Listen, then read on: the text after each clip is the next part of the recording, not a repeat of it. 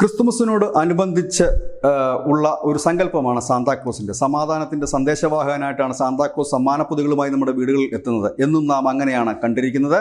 പക്ഷേ ഇത്തവണത്തെ സാന്താക്ലോസ് ശ്രദ്ധേയമായത് ഇവിടെയെങ്ങുമല്ല, അങ്ങ് പെറുവിലാണ്. പെറു എന്ന് പറയുന്ന രാജ്യത്തെ സുപ്രസിദ്ധമാണ്, ഒപ്പം തന്നെ കുപ്രസിദ്ധമാക്കുന്ന ചിലത് കൂടിയുണ്ട്. അത് മറ്റൊന്നുമല്ല, അവിടുത്തെ ഏറ്റവും നല്ല മയക്കുമരുന്ന് വ്യാപാരം തന്നെയാണ് ലോകത്തിൻ്റെ ഒരു കുപ്രസിദ്ധിയിലേക്ക് പെറുവിനെ കൊണ്ട് എത്തിക്കുന്നത്. കഴിഞ്ഞ ദിവസം പെറുവിലെ പോലീസ് ഒരു വലിയ ഓപ്പറേഷൻ പ്ലാൻ ചെയ്തു. പെറുവിലെ പോലീസിന് കടന്നു ചെല്ലാൻ പറ്റാത്ത പെറുവിൻ്റെ തലസ്ഥാനത്തിനടുത്ത് സ്ഥിതി ചെയ്യുന്ന ഹുവാര എന്ന് പറയുന്ന നഗരം, ആ നഗരം മുഴുവൻ ഈ മാഫിയകൾ, ഈ ഡ്രഗ് മാഫിയകളെ കൊണ്ട് നിറഞ്ഞിരിക്കുന്നതാണ്. അവിടെ പോലീസുകാർക്ക് കടന്നു ചെല്ലാൻ കഴിയില്ല.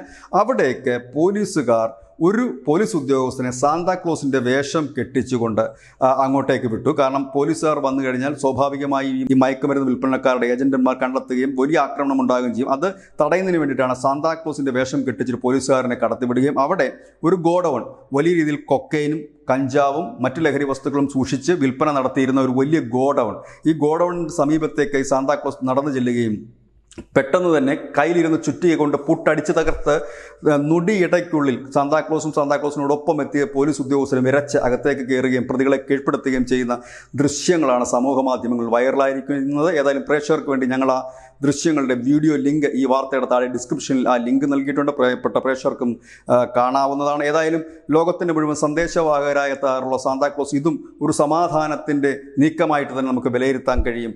ഏതായാലും സാന്താക്ലോസ് ഒരു നിമിഷം ഒന്ന് മാറിയപ്പോൾ, അല്ലെങ്കിൽ ഒരു ഭീകരനായി മാറിയപ്പോൾ അവിടെ സംഭവിച്ചത് ഒരു വലിയ മയക്കുമരുന്ന് സാമ്രാജ്യത്തെ തകർത്ത തരിപ്പണമാക്കാണ്. അതും ലോകത്തിൻ്റെ സമാധാനത്തിന്, നന്മയ്ക്ക് വേണ്ടിയുള്ളതാണ് എന്നുള്ളത് തന്നെയാണ് സത്യവും. News desk, news India Malayalam.